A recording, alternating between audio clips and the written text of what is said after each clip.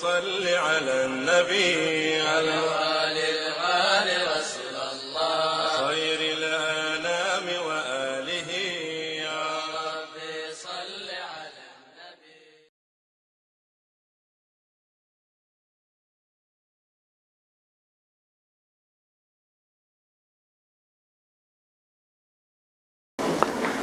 نحمده ونصلي ونسلم على رسوله الكريم اما بعد فاعوذ بالله من الشيطان الرجيم بسم الله الرحمن الرحيم لا تجد قوما يؤمنون بالله واليوم الآخر يوادون من حاد الله ورسوله ولو كانوا آباءهم أو أبناءهم أو إخوانهم أو عشيرتهم أولئك كتب في قلوبهم الإيمان وأيدهم بروح منه ويدخلهم جنات تجري من تحتها الأنهار خالدين فيها رضي الله عنهم ورضوا عنه أولئك حزب الله ألا إن حزب الله هم المفلحون. وقال تبارك وتعالى يا أيها الذين آمنوا لا تتخذوا آباءكم وإخوانكم أولياء إن استحبوا الكفر على الإيمان ومن يتولهم منكم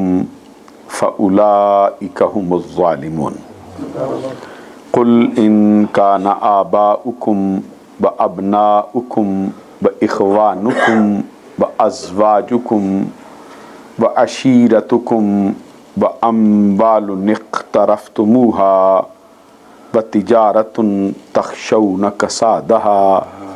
ومساكن ترضونها أحب إليكم من الله ورسوله وجهاد في سبيله فتربصوا حتى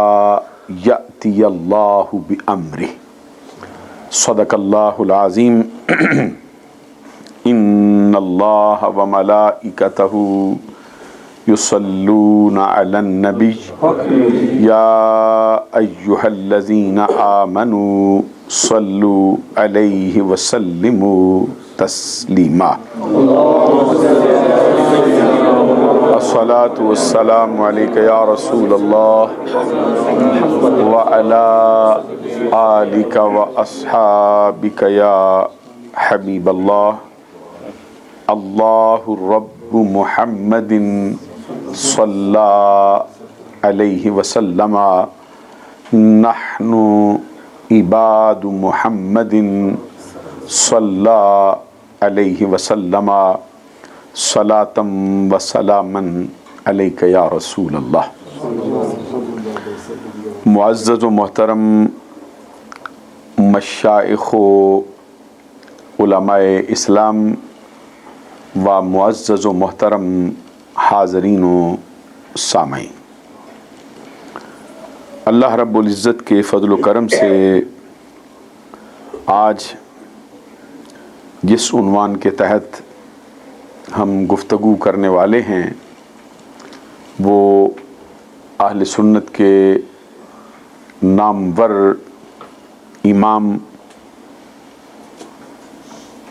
امام اہل سنت، مجدد دین و ملت، سراج الامت، اعلی حضرت امام احمد رضا رحمۃ اللہ علیہ ورضی اللہ تعالی عنہ کے فضائل و مناقب ہیں، اور جس گھر میں آج کی یہ تقریب انعقاد پذیر ہے. ہمارے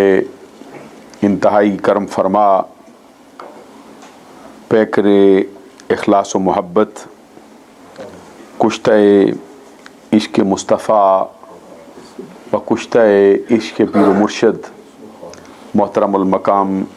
جناب ڈاکٹر محمد اقبال صاحب صدیقی نقشبندی مجددی دامت برکاتہم العالیہ والقدسیہ کا یہ کاشانہ ہے اور ان کا گھر ہے. مہمان خصوصی کے طور پر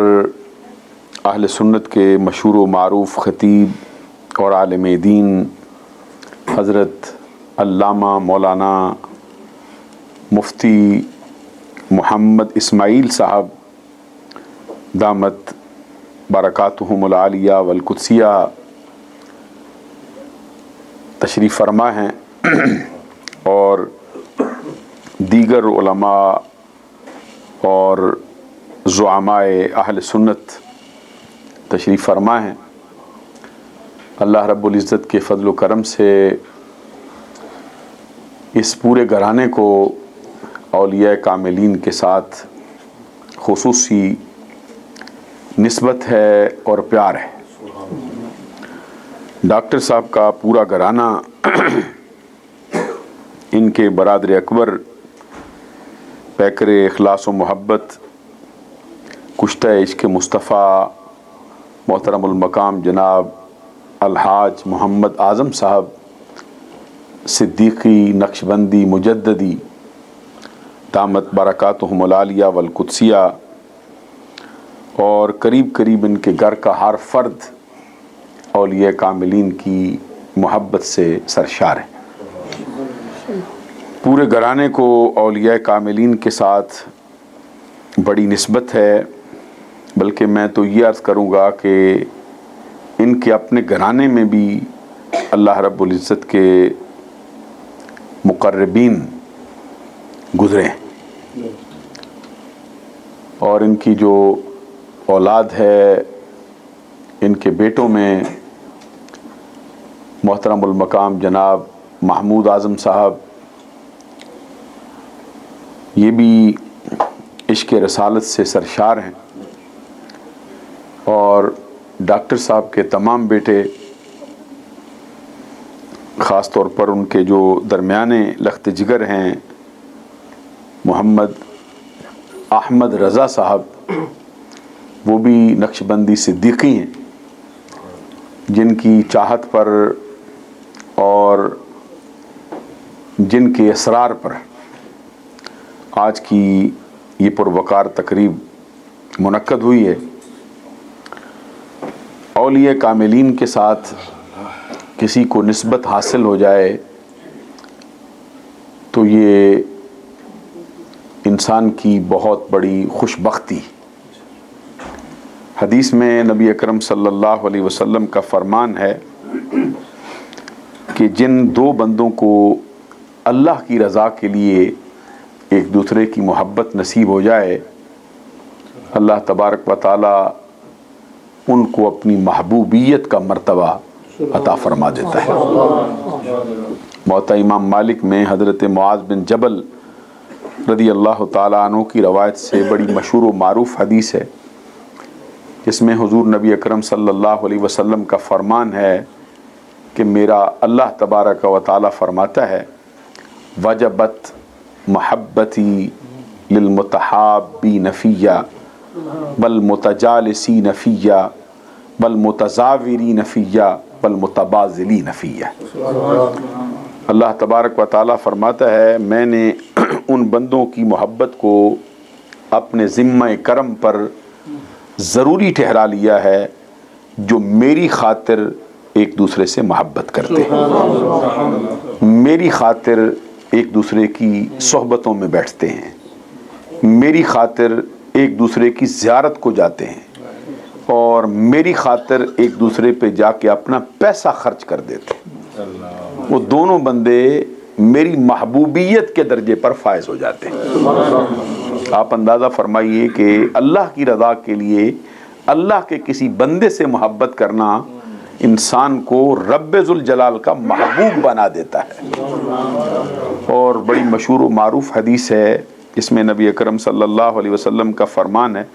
لو ان عبدین تحابا للہ عز وجل واحد فی المشرق وآخر فی المغرب لجمع اللہ بینہما یوم القیامہ ویقول ھذا الذی کنت تحبہ فیہ، او کما قال النبی صلی اللہ علیہ وسلم۔ تلاوت کی گئی اس حدیث کا مطلب یہ ہے، حضور نبی اکرم صلی اللہ علیہ وسلم فرماتے ہیں اگر دو بندے اللہ کی رضا کی خاطر ایک دوسرے کی محبت میں بندھ جائیں، ایک رہتا ہو مشرق میں دوسرا رہتا ہو مغرب میں، زندگی میں کبھی ملاقات بھی نہ کی ہو، زندگی میں کبھی اس کو دیکھنے کے لیے بھی نہ آیا ہو، اس کا آستانہ بھی نہ دیکھا ہو، محض اللہ کے لیے اس کے ساتھ محبت کرنے لگ جائے، اس کی زلفوں کا اسیر ہو جائے، اس کے چہرے کے اجالے کا قیدی ہو جائے، اور اگر ایک مشرق میں رہتا ہو دوسرا مغرب میں رہتا ہو، اللہ تبارک و تعالیٰ قیامت کے دن ان دونوں کو ضرور جمع فرمائے گا۔ وَيَقُولُ هَذَا الَّذِي كُنْتَ تُحِبُّهُ فِيَّا، اور ان کو جمع کر کے یہ فرمائے گا کہ اے میرے برگزیدہ بندے، یہ ہے وہ بندہ جو میری خاطر تجھ سے محبت کرنے لگ گیا۔ اب آپ دیکھ لیجئے اعلیٰ حضرت امام احمد رضا رحمۃ اللہ علیہ کے ساتھ اس گھرانے کا کوئی خون کا رشتہ نہیں، کوئی رشتہ داری عزیز و اقارب کا، کوئی لالچ کا، یا کوئی کسی منصب پہ فائز ہونے کا، یا کسی طمع کا، یا کسی مفاد کا، یا حرص کا، یا لالچ کا، کسی معاملے کا کوئی رشتہ نہیں ہے، محض رب کی رضا کے لیے ان سے محبت کرنے لگے۔ اور اس حدیث کی روح سے یہ معلوم ہوتا ہے کہ قیامت کے دن رب ذوالجلال ان کو ان کے ساتھ کھڑا فرمائے۔ اور یہ بڑی مشہور و معروف حدیث ہے، صحیح بخاری میں اور صحیح مسلم میں متفق علیہ حدیثوں میں سے ہے۔ حضرت عبداللہ بن مسعود رضی اللہ تعالی عنہ اس کے راوی کہتے ہیں میں بارگاہ رسالت میں بیٹھا تھا، ایک شخص حاضر ہوا، اس نے آ کے عرض کیا کیف تقول فی رجل احب قوما ولم یلحق بہم یا رسول اللہ، آقا بتائیے اس بندے کے بارے میں آپ کا کیا خیال ہے جو بندہ کسی قوم سے ملا نہیں، ان جیسا ہے نہیں، ان جیسی عبادت بھی نہیں کرتا، ان جیسا زہد و ورع بھی نہیں رکھتا، ان جیسا تقوی و پرہیزگاری کا حامل بھی نہیں ہے، لیکن ان کے ساتھ محبت کرتا ہے۔ آپ اس کے بارے میں کیا فرماتے ہیں؟ ٹوٹ ٹوٹ کے ان سے محبت کیا کرتا ہے، اس کے بارے میں آپ کا کیا فرمان ہے؟ اس کے جواب میں نبی اکرم صلی اللہ علیہ وسلم نے فرمایا، سوال کرنے والے سن، المرء مع من احبہ، جو بندہ دنیا میں جس کے ساتھ محبت کرتا ہے قیامت کے دن اسی کے ساتھ اٹھا دیا جائے۔ معلوم ہوا کہ آج جن ہستیوں سے محبت کی جا رہی ہے رب ذوالجلال کی رضا کے لیے، یہ محبت کرنے والے اپنی محبت میں سچے ہیں، قیامت کے دن انہی کے ساتھ اٹھا دیے جائیں۔ بلکہ ایک حدیث میں تو نبی اکرم صلی اللہ علیہ وسلم کا یہاں تک فرمان ہے کہ اللہ تبارک و تعالیٰ کی رضا کے لیے اللہ کے کسی بندے کے ہاتھوں میں ہاتھ دے جانا، اس کے سلسلے کے اندر وابستہ ہو جانا، اس کے غلاموں میں اپنا نام لکھوا لینا، یہ ایسا بابرکت ہے کہ قیامت کے دن وہ اللہ کے برگزیدہ بندے اس بندے کو چھوڑے بغیر جنت میں بھی داخل نہیں ہوں۔ حدیث میں نبی اکرم صلی اللہ علیہ وسلم کا فرمان ہے، لَيَدْخُلَنَّ الْجَنَّةَ مِنْ أُمَّتِي 70,000 أو 700,000 متماسكون آخذ بعضهم بعضا لا يدخل اولهم حتى يدخل آخرهم ووجوههم على صورة القمر ليلة البدر او کما قال النبی صلی اللہ علیہ وسلم۔ اس حدیث کا مطلب یہ ہے، نبی اکرم صلی اللہ علیہ وسلم فرماتے ہیں میری امت کے 70,000 افراد حساب و کتاب کے بغیر جنت میں داخل کر دیے جائیں۔ اور راوی کہتے ہیں کہ مجھے لگتا ہے او 700,000، مجھے لگتا ہے سرکار نے 70,000 نہیں فرمایا بلکہ سرکار نے 7 لاکھ کے عدد کا یہاں پہ بیان فرمایا کہ میری امت کے 7 لاکھ افراد ہیں جو حساب و کتاب کے بغیر جنت میں داخل کر دیے جائیں۔ اور ایک حدیث میں نبی اکرم صلی اللہ علیہ وسلم کا فرمان ہے کہ 7 لاکھ افراد حساب و کتاب کے بغیر جنت میں جائیں گے، اور ان 7 لاکھ میں سے ہر بندہ ایسا ہوگا جس ایک ایک کے ساتھ 70 ہزار اور لگا دیا جائے گا۔ اور اعلیٰ حضرت امام محمد رضا رحمۃ اللہ علیہ کے جو خلیفہ اعظم ہی کہا جا سکتا ہے ان کو، صدر الشریعہ صاحب بہار شریعت مولانا امجد علی اعظمی رحمۃ اللہ علیہ نے اپنی شہرۂ آفاق کتاب بہار شریعت کے پہلے حصے میں یہ لکھا ہے کہ نبی اکرم صلی اللہ علیہ وسلم کی امت کے وہ افراد جو حساب و کتاب کے بغیر جنت میں جائیں گے ان کی تعداد 4 ارب 90 کروڑ ہے۔ سبحان اللہ فرمائیں گے آپ؟ 4 ارب 90 کروڑ بندہ حساب و کتاب کے بغیر ہی جنت میں داخل ہو جائے گا۔ اور حضور نبی اکرم صلی اللہ علیہ وسلم کا یہ فرمان جو میں نے ابھی پڑھا ہے اس میں فرمایا متماسکون آخذ بعضهم بعضا، وہ جنت میں جب داخل ہوں گے تو ان کا حال کیا ہوگا؟ ایک دوسرے کا ہاتھ تھامے ہوئے جنت میں جا رہے ہیں۔ ایک کا ہاتھ دوسرے کے ہاتھ میں ہوگا، دوسرے کا ہاتھ تیسرے کے ہاتھ میں ہوگا، تیسرے کا ہاتھ چوتھے کے ہاتھ میں ہوگا، چوتھے کا ہاتھ 5ویں کے ہاتھ میں ہوگا۔ لا يدخل اولهم حتی يدخل آخرهم، یہاں تک کہ جتنا ٹولہ حساب و کتاب کے بغیر جنت میں جانے والا ہوگا ان میں سب سے پہلا بندہ جو حساب و کتاب کے بغیر جنت میں جائے گا اس وقت تک جنت میں داخل نہیں ہوگا جب تک اس ٹولے کا آخری بندہ جنت میں داخل نہ کر دیا جائے۔ معلوم ہوا کہ اللہ کے برگزیدہ بندوں کے ساتھ نسبت نصیب ہو جائے تو یہ جہاں دنیا میں بندے کا ساتھ دیتے ہیں قبر میں بھی اس کا ساتھ دیں گے، حشر میں بھی اس کا ساتھ عطا۔ متماسکون آخذ بعضهم بعضا لا يدخل اولهم حتى يدخل آخرهم، اور کیسے جائیں گے؟ وجوہهم علی صورت القمر،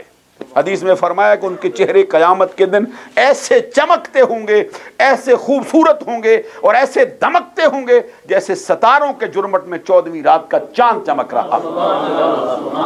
تو اللہ تبارک و تعالیٰ کی بارگاہ پر ہم کو یہ مکمل یقین ہے اور بھروسہ ہے اور اس پر توکل کرتے ہیں کہ اللہ کے برگزیدہ بندوں کے ساتھ نسبت نصیب ہو گئی تو قیامت کے دن یہ اپنے چاہنے والوں کو چھوڑے بغیر جنت میں داخل نہیں ہوں، ان کو بھی اپنے ساتھ لے کر جنت کے اندر داخل ہوں گے۔ تو یہ ایسا گھرانہ ہے جس کا تعلق آستانہ عالیہ نقشبندیہ مجددیہ نیاریاں شریف سے ہے، اور خصوصی طور پر آفتاب طریقت ماہتاب شریعت حضرت پیر علاء الدین صاحب صدیقی دامت برکاتہم العالیہ والقدسیہ کے ساتھ اس گھر کا تعلق ہے۔ گھر کا ایک ایک فرد ان کے ہاتھ پر بیت ہے اور بڑی محبت ہے اور بڑی عقیدت ہے، اور ان کا بھی ان کے ساتھ بہت پیار کا رشتہ ہے اور ان کی بھی بڑی کرم نوازی ہے ان پر۔ میں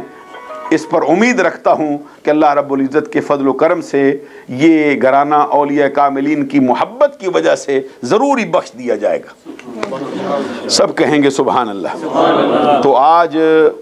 اسی گھرانے کے ایک فرد نے یہ کوشش فرمائی ہے اور اپنے پورے گھرانے کو اس پر جمع کیا ہے کہ ہمارے گھر میں اعلیٰ حضرت امام محمد رضا رحمۃ اللہ علیہ کا عرس مبارک ہونا چاہیے۔ جیسے بھی ڈاکٹر صاحب کے جو بڑے بھائی حضرت خلیفہ صاحب، ان کے لخت جگر وحید صاحب تو بہت ہی اعلیٰ حضرت امام محمد رضا سے ان کا بڑا پیار ہے اور دن رات ان کا اٹھتے بیٹھتے ذکر کرتے رہتے ہیں۔ تو اپنے ان کا احمد رضا صاحب، ان کا نام بھی اعلیٰ حضرت کی محبت کی وجہ سے ہی رکھا گیا ہے۔ سبحان اللہ کہیں گے آپ؟ اور حدیث میں یہ فرمایا گیا ہے کہ جو اپنے بیٹے کا نام کسی عالم دین کے نام پر رکھ دے، کوئی شخص اللہ رب العزت کی محبت کی خاطر کسی عالم دین کے نام پر اپنے بیٹے کا نام رکھ دے، قیامت کے دن اس کو بھی بخش کے جنت میں داخل کر دیا جائے۔ امام غزالی رحمۃ اللہ علیہ کی ایک بڑی مشہور و معروف کتاب ہے دقائق الاخبار، اس میں انہوں نے یہ قیامت کے واقعات لکھے ہیں اور اس میں فرمایا کہ وہ بندہ بھی بخش دیا جائے گا جس کا نام کسی عالم دین کے نام پر اللہ کی محبت کی خاطر رکھا گیا ہو، اور جس نے اپنے بیٹے کا نام رکھا ہوگا وہ بھی بخشا جائے گا اور وہ بیٹا بھی ان کی وجہ سے بخش کر جنت میں داخل کر دیا جائے گا۔ شرط یہ ہے کہ اس کے ساتھ کوئی اس طرح کا شعبہ نہ ہوا ہو جس کی وجہ سے وہ جنت کا مکمل طور پہ بخشے جانے کے قابل ہی نہ رہا ہو۔ اگر ایمان پہ اس کی موت آ گئی تو اللہ تبارک و تعالیٰ ان کی برکت کی وجہ سے ان کو بخش کے جنت میں داخل فرمائے گا۔ اعلیٰ حضرت امام محمد رضا رحمۃ اللہ علیہ کے بارے میں اللہ رب العزت کے فضل و کرم سے اہل سنت کے حلقوں کے اندر اس قدر گفتگو ہوئی ہے اور اس قدر اس پر بیانات ہوئے ہیں اور اس قدر اس پر کتابیں لکھی گئی ہیں اور اہل سنت کے افراد نے اعلیٰ حضرت کا جو ڈنکا بجایا ہے اس کے اندر قریب قریب اہل سنت کا ہر فرد مجھے ایسا لگتا ہے، اور اگر ہر ایک فرد نہ ہو تو ہر دوسرا تیسرا فرد ضرور اعلیٰ حضرت امام احمد رضا رحمۃ اللہ علیہ کی سوانے سے قریب قریب واقف ہو چکا ہے۔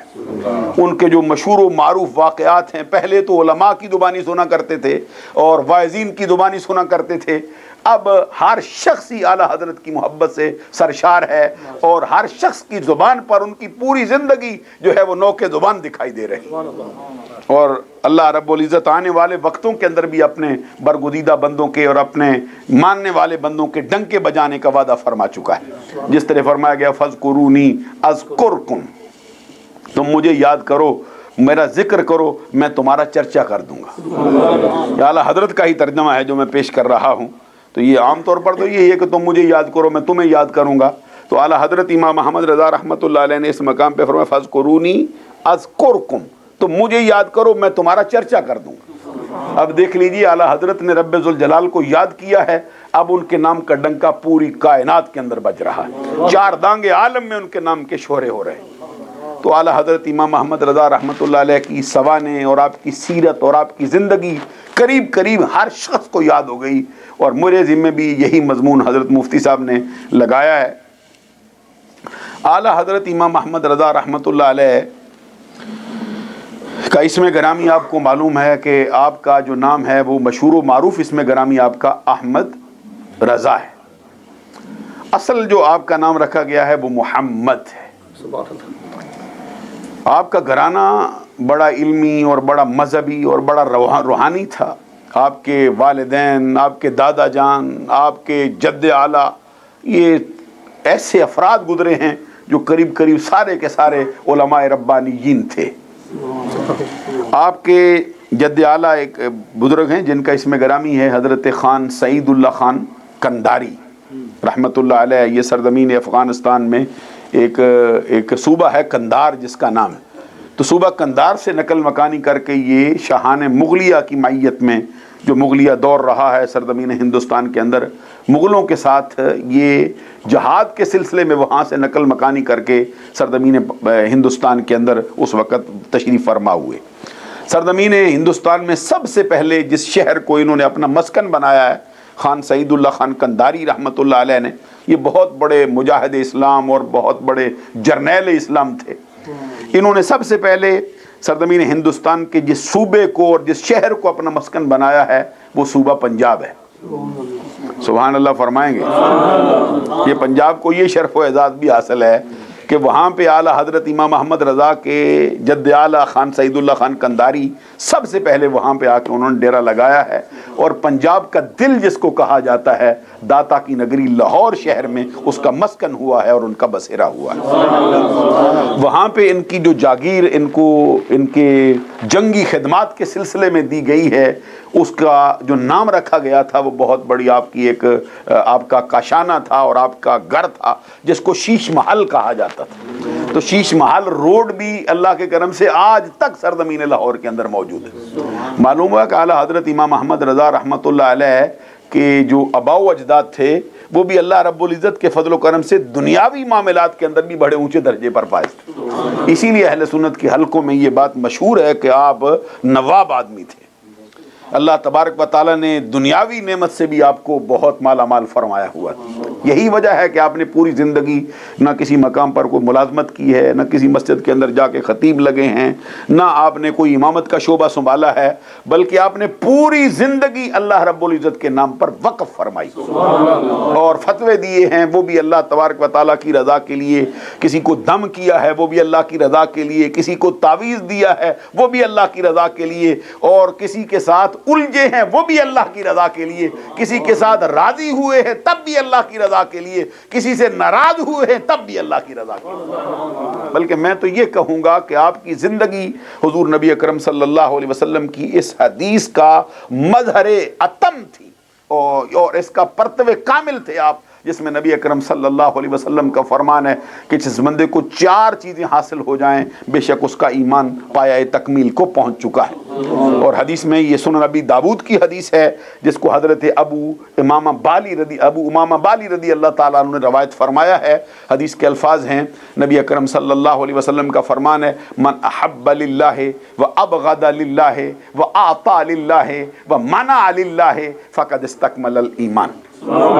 بلند آواز سے سبحان اللہ کہہ۔ یہ حضور نبی اکرم صلی اللہ علیہ وسلم کا فرمان ہے، جس کی محبت اللہ کے لیے ہو، جس کی دشمنی اللہ کے لیے ہو، جس کا دینا اللہ کے لیے ہو، جس کا نہ دینا اللہ کے لیے ہو، بے شک اس کا ایمان پایہ تکمیل کو پہنچ گیا۔ تو اعلیٰ حضرت امام احمد رضا رحمۃ اللہ علیہ کی پوری زندگی کا جائزہ لیا جائے تو آپ کی پوری زندگی اس حدیث کی عملی تصویر پیش کر رہی ہے کہ آپ کی محبت بھی اللہ کے لیے ہے، آپ کی دشمنی بھی اللہ کے لیے ہے، آپ کا دینا بھی اللہ کے لیے ہے، آپ کا نہ دینا بھی اللہ کے لیے۔ بجا طور پر کہا جا سکتا ہے اعلیٰ حضرت امام احمد رضا رحمۃ اللہ علیہ اس حدیث کا عملی اس حدیث کا پیکر بننے والی ہستی۔ تو میں یہ عرض کر رہا تھا کہ آپ کے جد اعلیٰ خان سعید اللہ خان قنداری رحمۃ اللہ علیہ یہ سرزمین قندار سے نقل مکانی کر کے صوبہ پنجاب کے شہر لاہور کے اندر جلوہ فرما ہوئے، وہاں سے نقل مکانی کر کے پھر آپ یا ان کے لخت جگر وہ بھی مجاہد اسلام تھے جن کا اسم گرامی تھا سعادت یار خان، وہ یہاں سے نقل مکانی کر کے سرزمین ہندوستان کے ایک اور صوبہ جس کا نام اتر پردیش ہے، جس کو یو پی کے نام سے آسان اور لفظوں میں یہ یاد کیا جاتا ہے، تو یو پی کے مشہور شہر سرزمین بریلی کے اندر انہوں نے اپنا ڈیرا لگایا ہے۔ وہاں پہ ان کو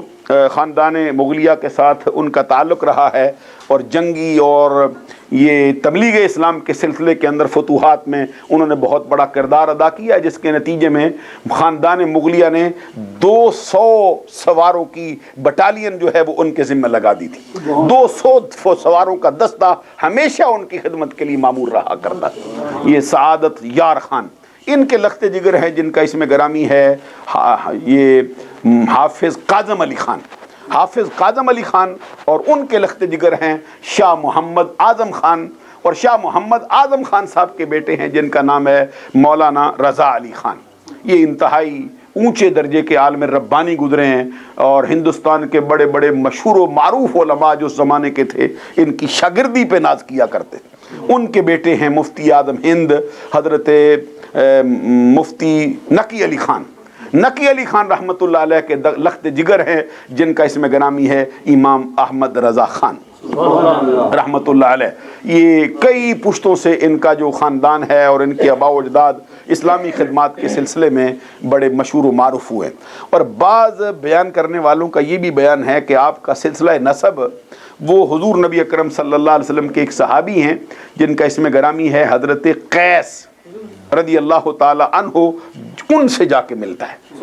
اور وہ حضرت قیس جو صحابی رسول تھے ان کا وصف جو سب سے اونچے درجے پر تھا وہ یہ تھا کہ وہ ہر وقت آقا کونین صلی اللہ علیہ وسلم کے عشق و محبت کے اندر ڈوبے ہوئے دکھائی دیتے ہیں، اور شاید اسی کا پرتو ہی اعلیٰ حضرت امام احمد رضا رحمۃ اللہ علیہ کو بنایا گیا۔ جس طرح کہ میں عرض کر رہا تھا کہ آپ کا اسم گرامی آپ کے دادا جان نے محمد رکھا ہے، اور محمد رکھنے کی وجہ یہ تھی کہ نبی اکرم صلی اللہ علیہ وسلم کی بڑی مشہور و معروف حدیث ہے، حضور نبی اکرم صلی اللہ علیہ وسلم فرماتے ہیں کہ جس کو میرا رب اولاد عطا کرے اس کو چاہیے کہ اپنے ایک بیٹے کا نام میرے نام پر محمد یا احمد رکھ دے، اور اس کا صلہ میرا رب اس کو یہ عطا فرمائے گا کہ وہ بچہ بھی بخشا جائے گا، اس کے والدین بھی بخش کر جنت میں داخل کر دیں گے۔ تو اعلیٰ حضرت امام احمد رضا رحمۃ اللہ علیہ کا جو اسم گرامی ہے وہ محمد ہے، اور پیار سے پھر آپ کو احمد رضا کہا جاتا ہے۔ تو آپ نے بذات خود اس نام کے ساتھ ایک اور بطور سابقے کے ایک لفظ استعمال کیا ہے عبد المصطفیٰ، اور اس کا تذکرہ بھی بہت سے مقامات پر آپ نے فرمایا، جس کا مطلب یہ ہے نبی اکرم صلی اللہ علیہ وسلم کا غلام۔ سبحان اللہ کہیں گے؟ یہاں عبد کا جو معنی ہے وہ غلام کے معنوں میں ہے کہ نبی اکرم صلی اللہ علیہ وسلم کا خود اعلیٰ حضرت امام احمد رضا رحمۃ اللہ علیہ نے کئی مقامات پر اس کا تذکرہ جو ہے عبد المصطفیٰ کا ہمیشہ جب آپ دستخط فرماتے تھے اس کے اندر بھی لفظ فقیر کے بعد عبد المصطفیٰ پہلے لکھتے تھے اور محمد احمد رضا بعد میں لکھا کرتے تھے، اور اشعار کے اندر بھی جو آپ نے لکھے اس کے اندر بھی کئی مقامات پر آپ نے عبد المصطفیٰ کو بطور سابقے کے استعمال کیا ہے۔ ایک مقام پہ وہ فرماتے ہیں کہ خوف نہ رکھ رضا ذرا، خوف نہ رکھ رضا ذرا، تو ہے عبد مصطفیٰ، خوف نہ رکھ رضا ذرا، تو ہے عبد مصطفیٰ، تیرے لیے امان ہے، تیرے لیے امان ہے۔ اور ایک مقام پر وہ اپنے ایک نعتیہ کلام کے اندر بڑا مشہور و معروف ہے، اس کے اندر وہ فرماتے ہیں، کہتے ہیں کہ تیری دوزخ سے تو کچھ چھینا نہیں، خلد میں پہنچا رضا پھر تجھ کو کیا۔ اس سے پہلے ایک مقام پہ وہ فرماتے ہیں، کہتے ہیں دیو کے بندوں سے ہم کو کیا غرض، دیو کے بندوں سے ہم کو کیا غرض، ہم ہیں عبد المصطفیٰ پھر تجھ کو کیا، دیو کے بندوں سے ہم کو کیا غرض، ہم ہیں عبد المصطفیٰ پھر تجھ کو کیا۔ یعنی ہمیشہ آپ کو عبد المصطفیٰ پر اور اس کے نام پر اور اس کی حقیقی تصویر پیش کرنے پر ہمیشہ آپ کو ناز رہا ہے اور ہمیشہ آپ کو فخر رہا ہے۔ اعلیٰ حضرت امام احمد رضا رحمۃ اللہ علیہ کی جو مشہور و معروف روایات کے اعتبار سے تاریخ پیدائش ہے وہ 10 شوال المکرم ہے، 1272 ہجری، اور ہمارے ہاں جو تاریخیں چلتی ہیں اس کے مطابق 14 جون 1856 عیسوی کو آپ اعلیٰ حضرت امام احمد رضا رحمۃ اللہ علیہ اس دنیا میں تشریف فرما ہوئے،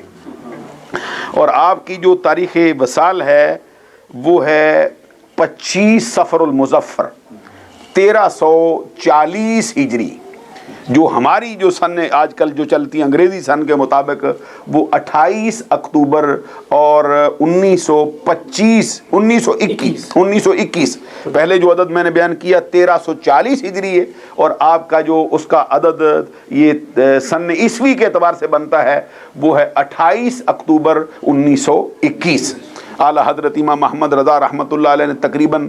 64 یا 65 برس کے قریب آپ نے عمر مبارک پائی۔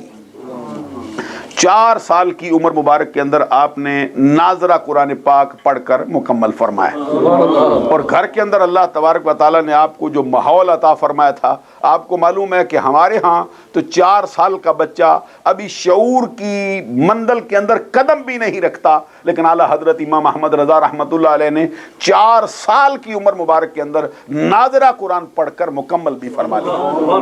اور پڑھنے کے دوران بعض اوقات ایسے واقعات بھی پیش آئے تھے کہ جو پڑھانے والے استاد محترم تھے، کبھی ان کی طبیعت یا ان کا دھیان ہٹ گیا ایک آیت کریمہ سے تو اس کے اعراب کے اندر ان کی زبان پہ کوئی اور جملہ نکلتا تھا۔ اعلیٰ حضرت امام احمد رضا رحمۃ اللہ علیہ کو اللہ کے کرم سے یہ تائید حاصل تھی کہ آپ ان کی طرح پڑھنا چاہتے تھے لیکن زبان پر وہ جملہ جاری نہیں ہوتا تھا بلکہ اس کی بجائے کوئی اور جملہ جاری ہو جاتا تھا۔ یعنی اگر استاد زیر پڑھتا تھا تو اصل میں زیر تھا نہیں، زبر تھا، تو اعلیٰ حضرت امام احمد رضا کی زبان سے زبر ہی نکلتا تھا۔ یہاں تک فرمایا گیا کہ آپ کے دادا جان یہ منظر دیکھ رہے تھے، حضرت مولانا مفتی رضا علی خان، تو انہوں نے دیکھا کہ میرا بیٹا یہ استاد یہ پڑھاتے ہیں یہ اور پڑھتے، تو انہوں نے دیکھا اور فرمایا کہ بیٹے احمد رضا یہ پڑھتے کیوں نہیں؟ آپ نے فرمایا میری زبان سے نکلتا ہی نہیں۔ سبحان اللہ۔ کہ اب قاری صاحب جو آغاز میں بچپن میں پڑھا رہے تھے تو ان کی توجہ اس طرف نہ گئی، وہ اعراب میں کوئی اور پڑھتے تھے، تو آپ کے دادا جان نے پھر قرآن مجید کا نسخہ منگوا کے دیکھا تو اس پہ وہی تھا جو اعلیٰ حضرت امام احمد رضا پڑھا۔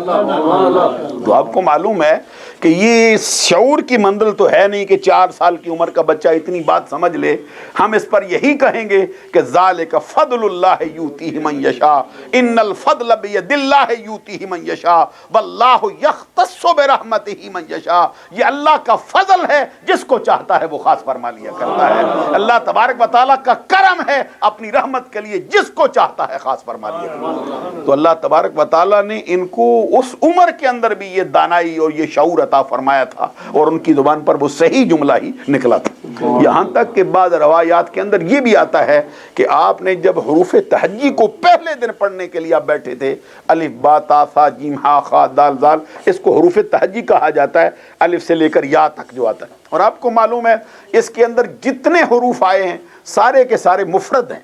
ہر حرف اکیلا اکیلا لکھا گیا ہے، اور کسی مقام پر جو ہے وہ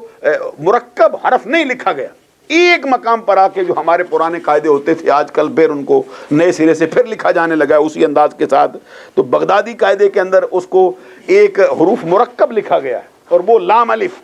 توجہ ہے نا میری بات کی طرف؟ یہ اعلیٰ حضرت امام محمد رضا رحمۃ اللہ علیہ کے بچپن کی بات آپ کو سنانے لگے. تو یہ لام الف لکھا گیا. تو استاد محترم نے جب اس کو ہمارے ہاں یہ پہلے الف، پھر با، پھر تا، پھر تھا، پھر جیم ہا خا دال ذال را زا سین شین صاد ضاد طا ظا، یہ آخر تک لکھا. درمیان میں ایک حرف مرکب لکھا گیا، دو لفظ حرف ملا کے لکھے گئے لام الف. تو استاد نے جب آپ کو لام الف پڑھایا تو آپ رک گئے تھے، اور استاد محترم سے پوچھتے تھے کہ یہ بتائیے کہ بقیہ سارے حروف مفرد لکھے گئے ہیں، یہ دو حروف کا مجموعہ کیوں جمع کیا گیا؟ سبحان اللہ کہنے والی بات ہے. تو میں اس مشکل میں تو آپ کو نہیں لے کے جا رہا کہ بہت ہی دھیان آپ کو دینا پڑ جائے، صرف اشارہ کر رہا ہوں. تو استاد محترم اب وہ انہوں نے کہا بس یہ لکھا ہے تو پڑھنا ہے. تو ہم کو معلوم ہے کہ ہم جو پڑھانے والے اساتذہ ہوتے ہیں بچوں کو، تو ان کے لیے اتنی بات کو سمجھنا اور پھر اس کو سمجھانا آگے، تو وہ تو ایک بڑا کام ہوتا ہے. آپ کے جد اعلیٰ مولانا رضا علی خان یہ منظر دیکھ رہے تھے کہ استاد اس کو لام الف پڑھاتے ہیں، تو یہ آگے سے سوال کرتا ہے یہ بتائیے کہ یہ پہلے سارے حروف مفرد لکھے گئے، یہ مرکب کیوں لکھا گیا؟ تو دادا جان نے فرمایا آؤ ہم بتاتے ہیں یہ مرکب کیوں لکھا گیا ہے. تو آپ نے پھر اس کی وجہ بتائی کہ یہ چونکہ یہ لام کے ساتھ الف کو ملا کے لکھا گیا ہے کہ پہلے جو آپ نے پڑھا ہے اس کی یہ حیثیت ہے. اب اس کو سمجھانے کے لیے اس کا ایک نیا انداز ہے. تو جب آپ نے یہ بات فرمائی تو آگے سے پھر آپ نے پھر اور سوال کر دیا. فرمایا لام کے ساتھ ہی لکھنے کی وجہ کیا ہے؟ اس کو پہلے بھی تو لکھا جا سکتا تھا، با کے ساتھ بھی لکھ سکتے تھے، تا کے ساتھ بھی لکھ سکتے تھے، سین کے ساتھ بھی لکھ سکتے تھے، صاد کے ساتھ بھی لکھ سکتے تھے، تا کے ساتھ بھی لکھ سکتے تھے. اس کو خاص لام ہی کے لیے کیوں خاص کیا گیا ہے؟ اس کی وجہ بھی بتا دو. تو آپ کے جد اعلیٰ ایک بہت بڑے منجے ہوئے عالم ربانی اور مفتی اور استاد الاساتذہ تھے. انہوں نے پھر سارا مفہوم اس کا سمجھایا، اور اللہ کے کرم سے ہمیں بھی وہ سارے کا سارا یاد ہے. لیکن میں سمجھتا ہوں کہ آپ ابھی اس ذہن کی اس سطح پر نہیں ہے کہ میں آپ اس کو اسی مقام پہ لگا دوں. تو اعلیٰ حضرت امام احمد رضا رحمۃ اللہ علیہ کا 4 سال کی عمر میں ناظرہ قرآن مکمل کر لینا یہ اللہ تبارک و تعالیٰ کا کرم ہے. اور پھر اعلیٰ حضرت امام محمد رضا رحمۃ اللہ علیہ کے بچپن کے واقعات میں یہ بات لکھی ہے کہ ایک مرتبہ آپ اپنے گھر کے باہر دروازے پہ کھڑے تھے آپ نے، اور وہاں کی جو ان کا جو طریقہ ہے اور وہاں کی جو بود و باش ہے اور طرز زندگی ہے اس کے مطابق اعلیٰ حضرت امام محمد رضا نے ایک لمبا سا کرتا پہنا ہوا تھا، اور نیچے سطر ڈھانپنے کے لیے اسی قمیض کو کافی سمجھا جاتا تھا، اور تھے بھی آپ بالکل چھوٹے سے بچے. تو اعلیٰ حضرت امام محمد رضا رحمۃ اللہ علیہ اپنے گھر کے باہر کھڑے تھے. دور سے آپ نے دیکھا کہ کوئی فاحشہ قسم کے افراد جو ہیں وہ آ رہے ہیں، جس میں آپ ہماری زبان کے اندر ان کو ہجڑے کہا جا سکتا ہے، مخنث قسم کے افراد آ رہے تھے. تو بڑا انہوں نے میک اپ وغیرہ کیا ہوا تھا. تو اعلیٰ حضرت امام محمد رضا کے قریب آئے، تھے بھی آپ چھوٹے سے بچے. تو آپ نے اپنی ایک انداز کے ساتھ آپ نے اپنا کرتا اٹھا لیا اور اپنی آنکھ پہ رکھ لیا. تو ظاہر ہے کہ اب چھوٹا سا بچہ ہے، تو انہوں نے وہ اپنا کرتا اٹھایا، اپنی آنکھ پہ رکھ لیا. تو یقیناً نیچے سے سطر تو اس کا ننگا ہو سکتا ہے. تو چھوٹے بچوں کا سطر ننگا ہو جائے اس پہ کوئی پابندی بھی مسئلہ نہیں ہے، نہ وہ بالغ ہیں نہ وہ اس عمر میں آئے ہیں، ابھی 4 سال کی عمر ہے. تو آپ نے اپنی آنکھ کو ڈھانپ لیا. تو وہ انہوں نے جب گزرتے ہوئے دیکھا کہ یہ چھوٹا سا بچہ ہے، تو انہوں نے ایک چوٹ کرتے ہوئے ان پہ طنز کیا. انہوں نے کہا آنکھیں تو ڈھانپ لی ہیں اور نیچے تیرا سطر ننگا ہو گیا. تو اس کے جواب میں اعلیٰ حضرت نے اپنی قمیض مبارک آنکھ پہ رکھے فرمایا، انہوں نے کہا کہ میں نے اپنے خاندان کے افراد سے یہ بات سنی ہے کہ سب سے پہلے انسان کی آنکھ بہکتی ہے. آنکھ بہکتی ہے تو دل بہکتا ہے، دل بہکتا ہے تو پھر بندے کی شرمگاہ بہکتی ہے. میں نے جہاں سے یہ دروازہ کھلتا تھا اس کو ہی سرے سے بند کر دیا ہے. نہ آنکھ بہکے، نہ دل بہکے، نہ سطر بہکے. اللہ تبارک و تعالیٰ نے ان کو اتنی عمر کے اندر بھی یہ مرتبہ عطا فرمایا تھا اور یہ تائید ربانی ان کو حاصل تھی۔ تو 6 سال کی عمر مبارک میں اعلیٰ حضرت امام احمد رضا رحمۃ اللہ علیہ نے اپنی زندگی کی سب سے پہلی تقریر فرمائی۔ سبحان اللہ۔ اور سب سے پہلی تقریر جو آپ نے فرمائی ہے وہ بریلی شہر کے ایک بہت بڑے مجمع عام کے سامنے، اور جس کا دورانیہ آپ کے سوانح نگاروں نے لکھا ہے کہ کسی طرح بھی 2 گھنٹوں سے کم نہیں تھا۔ سبحان اللہ۔ غور فرمائیں گے میری بات کی طرف۔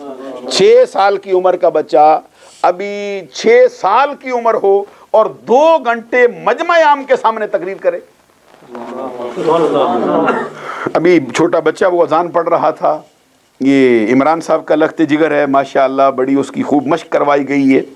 تو حضرت مفتی صاحب مجھے فرما رہے تھے کہ ہم سمجھتے ہیں کہ چلو یہ بچے کی ٹریننگ ہو جائے گی، اور میں یہ کہہ رہا تھا کہ ہماری کتابوں میں لکھا ہے کہ سبی عاقل جو بچہ ہے، سبی عاقل کا مطلب یہ ہے کہ عقل مند بچہ ہے۔ عقل مند سے مراد یہ ہے کہ اذان کے الفاظ کو سمجھتا ہے اور اذان کے معاملے کو سمجھتا ہے کہ یہ ہم اعلان کر رہے ہیں لوگ اذان کے لیے آئیں، تو اس کی اذان جو ہے وہ واجب الادا نہیں، اس کی اذان قابل قبول ہے، اس کی اذان قابل قبول ہے جو سبی عاقل و عقل مند بچہ ہو۔ تو ابھی اس بچے نے اذان پڑھی تو پورا مجمع دیکھ رہا تھا، اس کو خوش ہو رہے تھے سارے۔ تو میں کہتا ہوں یہ بچہ تو اس کی عمر کتنی ہوگی؟ 7۔ اچھا 7 سال کا بچہ، ابھی اذان کے الفاظ اس کو رٹا لگا دیے گئے۔ تو ابھی دیکھیں اعلیٰ حضرت امام احمد رضا 6 سال کی عمر میں ہیں، تو 2 گھنٹے مجمع عام کے سامنے آپ نے کھڑے ہو کر تقریر فرمائی ہے، جس کا مضمون آپ کے والدین نے آپ کو دیا تھا وہ میلاد مصطفیٰ تھا۔ 6 سال کی عمر میں 2 گھنٹے آپ نے بچپن کے اندر تقریر فرمائی، اور پھر 8 سال کی عمر میں آپ نے ہماری عربی زبان کی ایک بڑی مشہور و معروف، یہ گرامر کی، نحو کی بڑی مشہور و معروف کتاب ہے جس کا نام ہے ہدایت النحو۔ یہ ہمارے علماء کو درسیات کے اندر پڑھائی جاتی ہے عربی سمجھنے کے لیے اور عربی پڑھنے کی سہولت کے لیے، تاکہ بندے سے عربی پڑھنے کے اندر غلطی نہ ہو۔ یہ نحو کی فن نحو کے اندر یہ ہدایت النحو بڑی مشہور و معروف کتاب ہے۔ 8 سال کی عمر میں اعلیٰ حضرت امام احمد رضا رحمۃ اللہ علیہ نے اس کتاب پر عربی زبان کے اندر حاشیہ اپنے ہاتھ سے رقم فرمایا۔ اب آپ غور فرمائیں بھئی 8 سال کی عمر کیا حیثیت ہوتی ہے بندے کی، تو اعلیٰ حضرت امام احمد رضا رحمۃ اللہ علیہ کو رب ذوالجلال نے اتنی چھوٹی سی عمر میں داناؤں جیسے شعور سے مالا مال فرمایا تھا کہ عربی زبان کے اندر اس عربی کی کتاب میں جو گرامر کی، نحو کی کتاب ہے، اس کے اوپر آپ نے عربی زبان کے اندر اپنے قلم سے حاشیہ تحریر کر دیا۔ یعنی جہاں پہ وہ عبارت مشکل ہوتی ہے، جہاں پہ اس پہ کوئی دھوکہ پڑتا ہے، اس کے اعتراض کو دور کرنے کے لیے اعلیٰ حضرت امام احمد رضا رحمۃ اللہ علیہ نے اس پر اپنے قلم سے 8 سال کی عمر مبارک کے اندر حاشیہ لکھ دیا، اور 13 سال 5 ماہ 10 دن کی عمر مبارک کے اندر آپ نے جو اپنے زمانے کے مروجہ مذہبی علوم تھے، جن کو یوں کہا جا سکتا ہے کہ درسیہ نصابیہ علوم تھے، جس کو ہمارے ہاں درس نظامی کہا جاتا ہے، اس کو پڑھ کر آپ نے مکمل طور پہ پڑھنے کے بعد سند فراغت حاصل کی تھی۔ کتنی عمر ہے؟ 13 سال 5 ماہ 10 دن کی عمر میں۔ آپ اندازہ لگائیے کتنے علوم ہیں اور کتنا اس کا شعبہ ہے۔ اگر ایک ایک شعبے کو ہی دیکھا جائے تو اس کے اوپر ہی بندے کی زندگی لگ جائے۔ کوئی بندہ اصول فقہ کا شعبہ دیکھ لے، یا کوئی بندہ منطقی اصطلاحات کا ہی جائزہ لے لے، یا فلسفے کو کوئی بندہ دیکھ لے، یا اور مشکل فنون کو سے ہٹ کر بندہ یہ صرف میں آ جائے، یہ نحو میں آ جائے، تو پھر بندہ جو ہے وہ خالی فقہ کے اندر آ جائے، یا تفسیر کے علوم میں آ جائے، یا حدیث کی اصطلاحوں میں آ جائے، تو اس پر ہی بندے کی زندگی بیت جاتی ہے۔ اعلیٰ حضرت امام احمد رضا رحمۃ اللہ علیہ نے 13 سال 10 ماہ 5 دن کی عمر میں تمام علوم میں مروجہ درسیہ نصابیہ کو پڑھ کر مکمل فرما دیا، اور خود آپ کا کہنا ہے کہ اسی دن مجھ پر نماز فرض ہوئی، اور اسی دن فرماتے ہیں کہ میں بالغ ہوا ہوں، بلوغت کے اندر میں نے قدم رکھا ہے۔ 13 سال 10 ماہ 5 دن کی عمر میں بالغ ہوئے ہیں، اسی دن آپ پر نماز فرض ہوئی ہے، اسی دن آپ نے سند فراغت حاصل کی ہے، اور اسی دن اپنی زندگی کا پہلا فتویٰ آپ نے اپنے ہاتھ سے رقم فرمایا،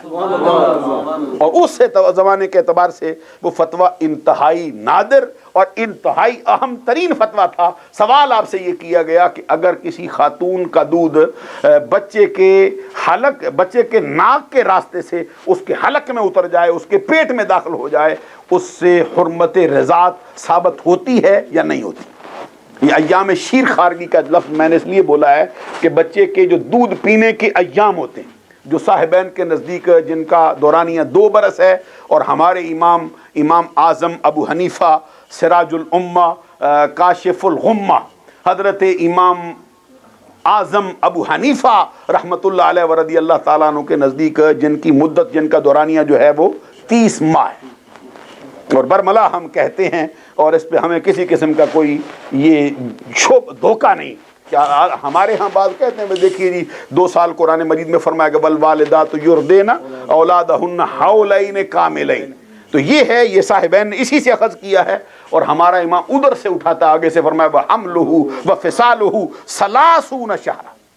بلند آواز سے سبحان اللہ۔ میں نے اشارہ اس طرف اس لیے کر دیا ہے کہ اگر کسی کو کوئی اعتراض پڑے تو پھر باقاعدہ اس کو معلوم ہو جائے کہ پھر امام اعظم ابو حنیفہ نعمان بن ثابت رضی اللہ تعالیٰ عنہ کی نظر ایسی نہیں تھی، اور ان کے ہاں تو ایام شیر خارگی میں یہ رضاعت، حرمت رضاعت ثابت کرتا ہے یا نہیں کرتا؟ یہ شیر خارگی کا لفظ اس لیے استعمال کیا گیا ہے کہ بعض کے ہاں یہ بات موجود ہے کہ عورت کا دودھ اگر کسی مرد کے حلق کے اس کی جوانی کے اندر بھی اتر جائے تو اس سے بھی حرمت رضاعت ثابت ہو جاتی ہے۔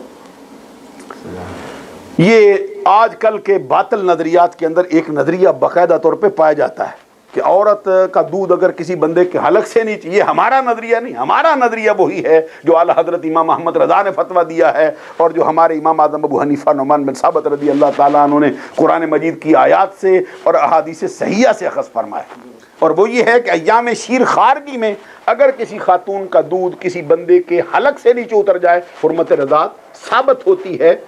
یہ ایام شیر خارگی میں۔ تو اعلیٰ حضرت امام احمد رضا سے پوچھا گیا کہ ناک کے راستے سے اگر اس کا دودھ حلق کے نیچے اتر جائے حرمت رضاعت ثابت ہوگی یا نہیں ہوگی؟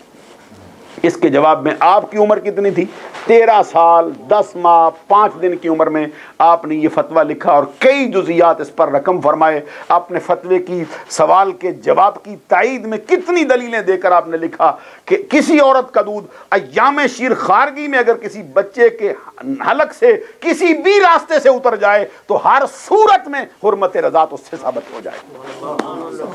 اور آپ نے وہ فتویٰ لکھ کر اپنے والد محترم جو اپنے زمانے کے ایک بہت بڑے عالم ربانی اور ایک منجے ہوئے قابل ترین مفتی تھے، بلکہ ان کو مفتی اعظم فی الہند کہنا چاہیے، حضرت مولانا مفتی نقی علی خان رحمۃ اللہ علیہ کو آپ نے اپنے والد محترم کی خدمت میں پیش کیا کہ یہ سوال تھا اور میں نے اس کا یہ جواب لکھا ہے۔ جب آپ کے والد محترم نے یہ فتویٰ دیکھا تو وہ ایک نظر فتوے کو دیکھتے تھے اور ایک نظر اپنے ہونہار لائق اور فائق فرزند کے چہرے پہ ڈالتے تھے، اور پھر اللہ کا شکر ادا کرتے تھے کہ رب ذوالجلال تو نے مجھے ایسا بیٹا عطا کر دیا ہے جو آنے والے وقتوں کے اندر انتہائی شہرت کا حامل ہو جائے گا، اور آنے والے وقتوں کے اندر دین کا خدمت گزار قرار دیا گا۔ اسی دن آپ کے والد محترم نے اپنے سر سے دستار اتار کر آپ کے سر پر رکھا اور فرمایا آج کے بعد یہ فتویٰ میں نہیں لکھوں گا بلکہ یہ فتویٰ تو لکھے گا۔ 13 سال 10 ماہ 5 دن کی عمر میں آپ مفتی ہیں۔ آپ اندازہ لگائیے رب کے کرم کا حال ان پہ کیا ہے۔ 13 سال 10 ماہ 5 دن کی عمر کا ہمارے ہاں کا بچہ ہو تو اس کو تو ابھی اپنے معاملات کا ہی پتہ نہیں ہوتا۔ اعلیٰ حضرت امام احمد رضا رحمۃ اللہ علیہ کے والد نے اپنے بیٹے کے سر پر مفتی ہونے کی جو دستار رکھی ہے اس کا دورانیہ، اس کی عمر کا حال کیا ہے؟ 13 سال 10 ماہ 5 دن، اسی دن بالغ ہوئے ہیں، اسی دن آپ پر نماز فرض ہوئی ہے، اسی دن آپ نے فتویٰ لکھا ہے، اور اسی دن والد نے آپ کے سر پر مفتی ہونے کی دستار دی۔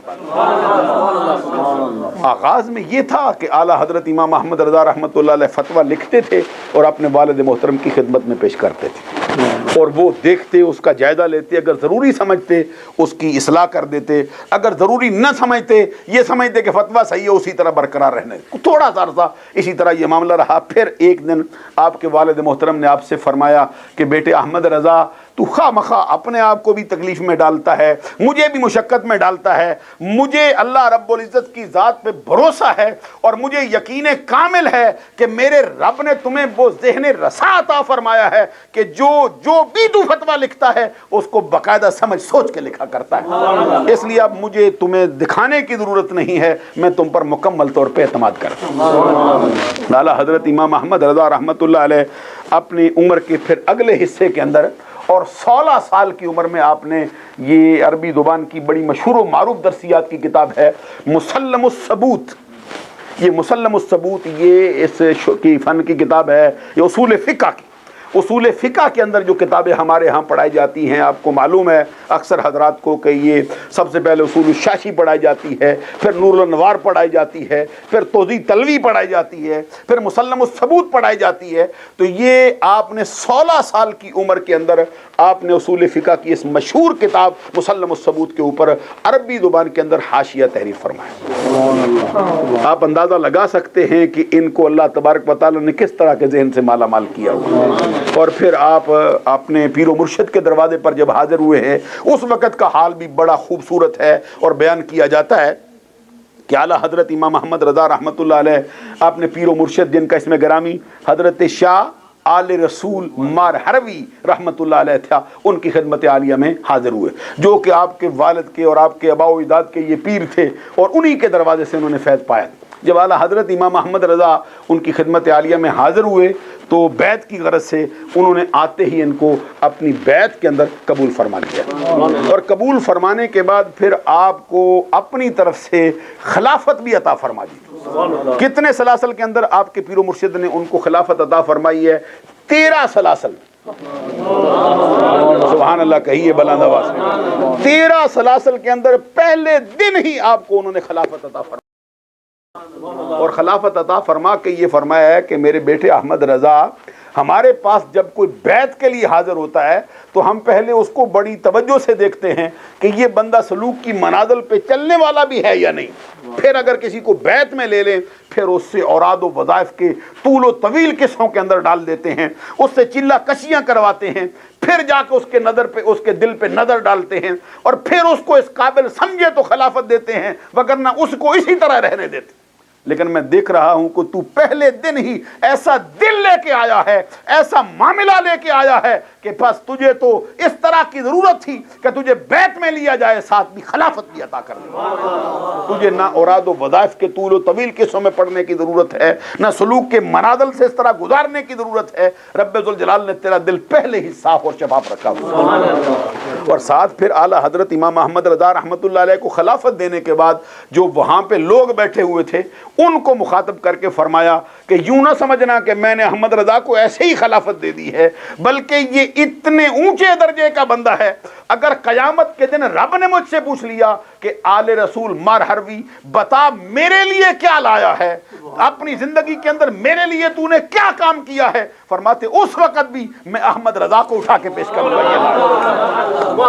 معلوم ہوا بھائی اعلیٰ حضرت امام احمد رضا رحمۃ اللہ علیہ صرف اپنے شاگردوں کے لیے فخر کا باعث نہیں، صرف اپنے مریدوں کے لیے فخر کا باعث نہیں، صرف اپنے طلباء کے لیے فخر کا باعث نہیں، صرف اپنے خاندان کے لیے فخر کا سبب نہیں. آپ تو وہ ہستی ہیں جن پر ان کے پیر و مرشد کو بھی فخر و ناز ہے، جن پر ان کے اساتذہ کو بھی فخر و ناز ہے، جن پر ان کے استادوں کو بھی ناز ہے، ان کے گھر والوں کو بھی ناز ہے. تو اعلیٰ حضرت امام احمد رضا رحمۃ اللہ علیہ کو 13 سلاسل میں خلافت ملی. اور بعض ہمارے علماء نے یہ کہا کہ ایک خلافت آپ کو ایسی بھی عطا کی گئی ہے جن کے اندر بارگاہ رسالت تک پہنچنے کے لیے درمیان میں صرف 3 واسطے پائے جاتے ہیں. غور فرمائیں گے اس بات کی طرف. یہ جو مشہور و معروف سلاسل اس میں سے ایک سلسلہ آپ کو ایسا بھی ملا ہے کہ جس میں آپ کے پیر و مرشد سے لے کر آقا کونین صلی اللہ علیہ وسلم کی بارگاہ تک پہنچنے میں درمیان میں صرف 3 واسطے پائے جاتے ہیں. 3 واسطوں کے بعد اعلیٰ حضرت امام احمد رضا خلیفہ بنے. اور یہ بڑی دلچسپ بات ہے کہ جب جو سلسلے بارگاہ رسالت تک پہنچنے کے لیے بہت قریب ہو جائیں تو پھر یہ تو اعلیٰ حضرت ہیں. خود ہم نے امام بخاری کو بھی دیکھا ہے، وہ بھی اس پر فخر کرتے ہوئے اور ناز کرتے ہوئے دکھائی دیتے. امام بخاری رحمۃ اللہ علیہ کی حدیث میں جو حدیثیں آئی ہیں آپ کی کتاب کے اندر جو آپ کی کتاب ہے الجامع الصحیح والمسند والمختصر من امور رسول اللہ صلی اللہ علیہ وسلم من ایامہ و لیالہ، جو آپ کی مشہور و معروف کتاب ہے جس کو صحیح بخاری کہا جاتا ہے، اس کے اندر انہوں نے جو اب سند کے ساتھ انہوں نے جو اس کی متن کے ساتھ جو اس کی سند لگائی ہے، کسی سند کے اندر 8 راوی ہیں، کسی سند کے اندر 10 راوی ہیں، کسی سند کے اندر 5 راوی ہیں، اور ان کی بعض اسناد ایسی ہیں جس کے اندر صرف 3 راوی پائے جاتے ہیں۔ سبحان اللہ سننا چاہوں گا۔ یہ اب آپ کی دلچسپی کے لیے بہت سامان نہیں ہے اس میں سمجھتا ہوں، لیکن یہ ضروری ہے کہ میں بیان کروں کہ جب بارگاہ رسالت کا قرب اتنا قریب ہو جائے، درمیان میں 3 واسطے ہوں، تو یہ صرف ہمارے لیے نہیں، صرف اعلیٰ حضرت امام احمد رضا کے لیے نہیں، امام بخاری جیسے بھی اس پر فخر و ناد کرتے ہیں۔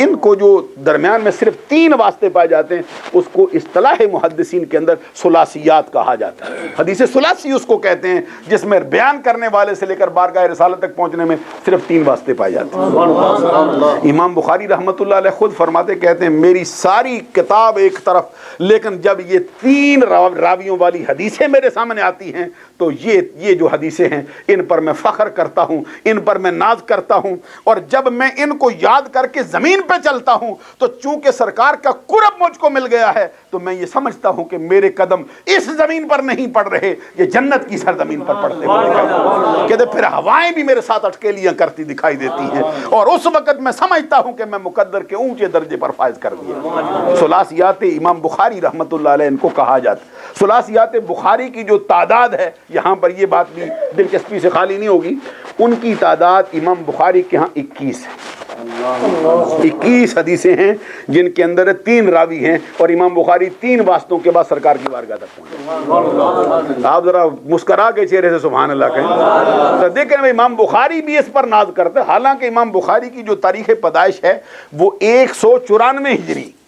اور 256 ہجری میں ان کا انتقال ہو گیا ہے، سرکار کے زمانے کے انتہائی قریب ہیں، اور پھر بھی کسی مقام پہ 8 راوی، کسی مقام پہ 10 راوی، کسی مقام پہ 5-6 راوی، اور جب یہ 21 حدیثیں آئی ہے جن کے درمیان صرف 3 راوی، امام بخاری کہتے ہیں ساری کتاب ایک طرف رکھ دو، یہ میرے لیے سرمایہ حیات ہے، یہ میرے لیے سرمایہ آخرت ہے۔ وجہ کیا ہے؟ کہتے ہیں سرکار کا قرب مجھ کو نصیب ہو رہا ہے،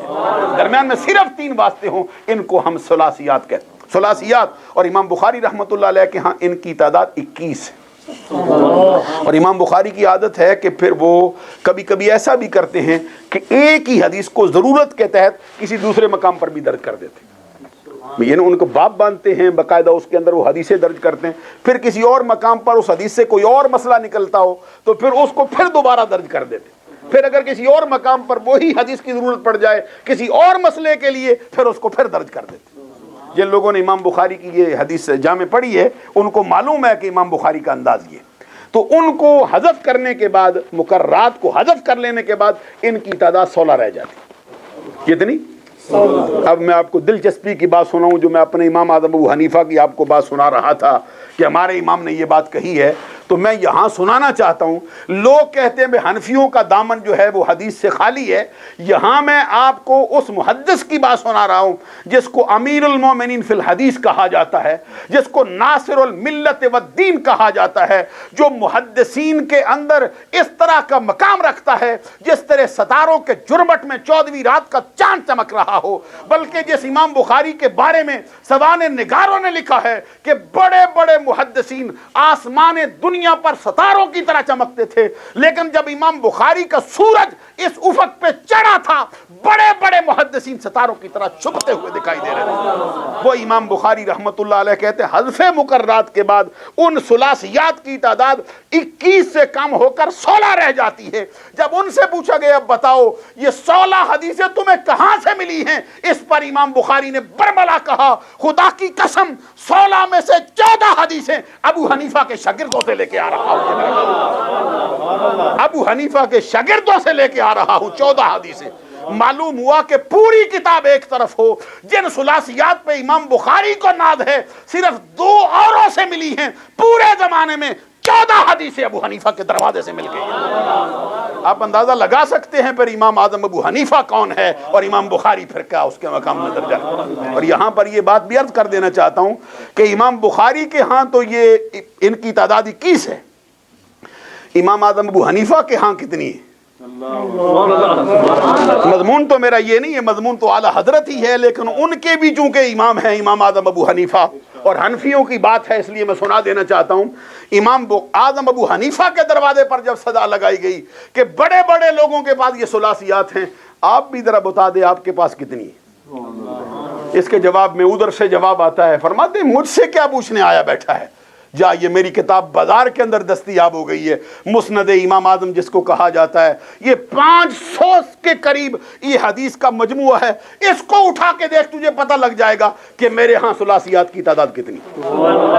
امام بخاری کے ہاں تو 16 تعداد ہے، یا مقررات کرنے کے بعد پھر ان کی تعداد 21 تک پہنچی ہے۔ امام اعظم ابو حنیفہ کی کتاب کو جب دیکھا گیا تو پھر اس کو ٹٹولنے کے بعد، اس کو پڑھنے کے بعد یہ راز ہم پر آشکارا ہوا کہ اس کتاب کے اندر جو چھوٹا سا حدیث کا مجموعہ ہے 500 کے قریب جس کی تعداد ہے، اور 500 کے قریب تعداد کے اندر اس میں ثلاثیات کی تعداد کا حل کیا ہے؟ 100 نہیں، 150 نہیں، 200 نہیں، 250 نہیں، 300 نہیں، 350 کے قریب ادھر ثلاثیات پائے جاتے ہیں۔ آپ اندازہ لگا سکتے ہیں کہ حدیث کے میدان میں امام بخاری کہاں ہے اور ہمارا امام اعظم ابو حنیفہ نعمان بن ثابت ہے۔ اس کا یہ معنی نہیں کہ ہم معاذ اللہ امام بخاری رحمت اللہ علیہ کی کوئی تنقیص شان کرنا چاہتے ہیں، یہ بتانا چاہتے ہیں کہ سارے زمانے میں جو اس وقت امیر المومنین فی الحدیث کہا جاتا ہے، ناصر الملت والدین کہا جاتا ہے، جب اس کو امام اعظم ابو حنیفہ کے سامنے رکھا جائے تو پھر ان کے شاگردوں کا شاگرد بنا کھڑا دکھائی دے رہا ہے۔ اس مقام پر اور بھی باتیں کرنے والی ہیں کہ امام اعظم ابو حنیفہ نعمان بن ثابت کا حدیث کے میدان میں مرتبہ کتنا اونچا ہے، اور کتنی حدیثیں آپ کو یاد ہوا کرتی تھی۔ خود آپ کا اپنا فرمان ہے، اپنے بیٹے جن کا نام آپ نے اپنے استاد کے نام پہ رکھا ہے، آپ کے استاد کا نام ہے حماد،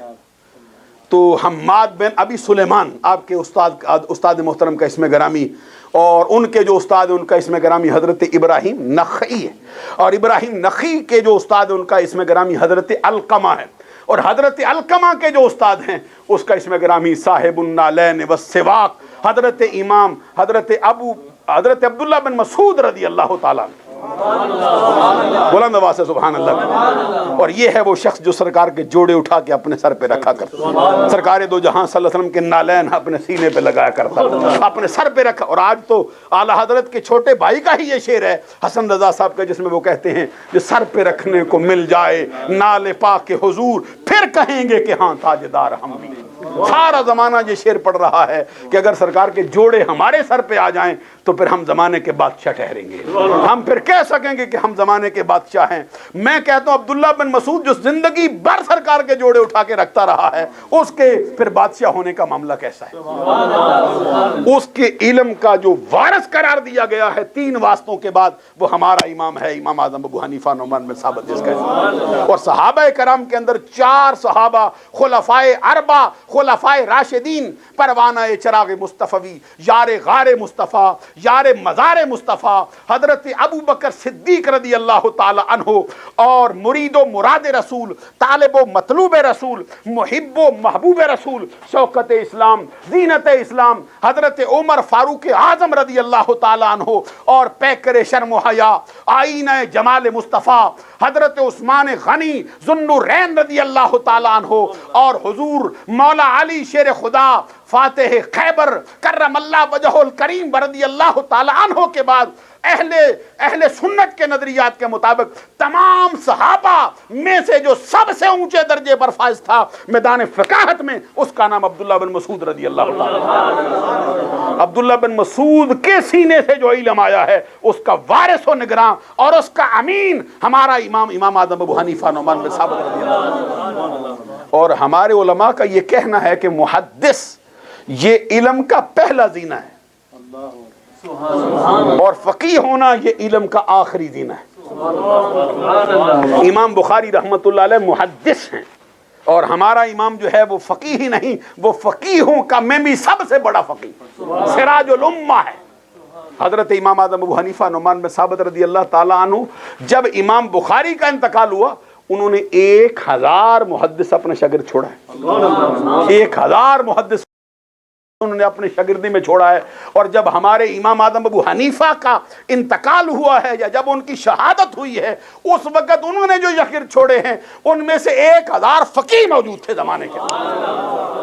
آپ اندازہ لگا سکتے ہیں امام بخاری کہاں ہے علم کے درجے پر اور ہمارا امام اعظم ابو حنیفہ نعمان بن ثابت کہاں ہے. تو میں یہ بات عرض کر رہا تھا کہ اعلیٰ حضرت امام احمد رضا رحمۃ اللہ علیہ کو 13 سلسلوں کے اندر آپ کے پیر و مرشد نے خلافت عطا فرمائی ہے. ان میں سے ایک سلسلہ ایسا ہے جس میں اعلیٰ حضرت سے لے کر آپ کے پیر و مرشد اور حضرت شاہ عبدالعزیز محدث دہلوی اور اس کے بعد ایک اور پھر آقا کونین صلی اللہ علیہ وسلم 3 واسطوں کے اندر سرکار دو جہاں صلی اللہ علیہ وسلم کی بارگاہ تک پہنچتے ہیں. اعلیٰ حضرت امام احمد رضا رحمۃ اللہ علیہ نے زندگی میں 2 حج فرمائے. پہلی مرتبہ اپنے والد محترم کی میت میں گئے ہیں اور دوسری مرتبہ اپنے بیٹے کی میت میں گئے.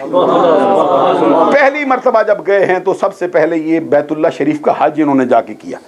اور پہلے یہ روضہ رسول پر نہیں گئے, سب سے پہلے یہ بیت اللہ شریف کے لیے گئے. وہاں سے فارغ ہونے کے بعد پھر روضہ رسول پہ آئے. اور آپ کے سیوان نگاروں نے لکھا ہے کہ حج کرنے کے بعد آپ نے جیسے ہی طواف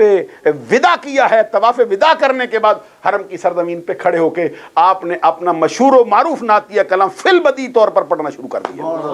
جو پہلے لکھ کر نہیں گئے تھے وہاں پر اسی مقام پر لکھ کے شروع کیا اور سناتے تھے اور پڑھتے تھے حاجیو آؤ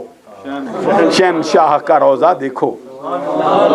ایک تو یہ ہے کہ آج بھی کوئی بندہ اس کو لذت سے ملے, لذت سے پڑھے تو آقا کونین صلی اللہ علیہ وسلم کی محبت سے اس کا سینہ سرشار ہو جاتا ہے. اور جس نے فی البدی اس کے سامنے خانہ کعبہ بیت اللہ شریف کے سامنے پڑھا ہوگا اس کے پھر سرشار محبت سرکار کی محبت سے سرشار ہونے کا حال کیا ہے. بیت اللہ شریف کو مخاطب کرتے تھے, حاجیوں کو مخاطب کرتے تھے اور کہتے تھے حاجیو آؤ شہنشاہ کا روضہ دیکھو. کعبہ تو دیکھ چکے, آؤ اب کعبے کا بھی کعبہ دیکھو, کعبے کا بھی کعبہ دیکھو. اور پھر فرماتے تھے کہ آب زمزم تو پیا اور خوب بجھائیں پیاسیں, آؤ اب ساقی کوثر کا بھی دریا دیکھو. اور پھر آخر میں جو آپ نے کلام کیا ہے اس میں فرماتے ہیں, کہتے ہیں غور سے سن تو اے رضا کعبہ سے آتی ہے صدا. معلوم اعلیٰ حضرت کہتے ہیں یہ صرف میں ہی نہیں کہہ رہا, بیت اللہ شریف خانے کعبے کے در و دیوار یہی کہہ رہے ہیں جو میں کہہ رہا ہوں. وہ کہتے ہیں غور سے سن تو اے رضا کعبہ سے آتی ہے صدا, میری آنکھوں سے میرے پیارے کا روضہ دیکھو. بیت اللہ شریف بھی یہی کہہ رہا.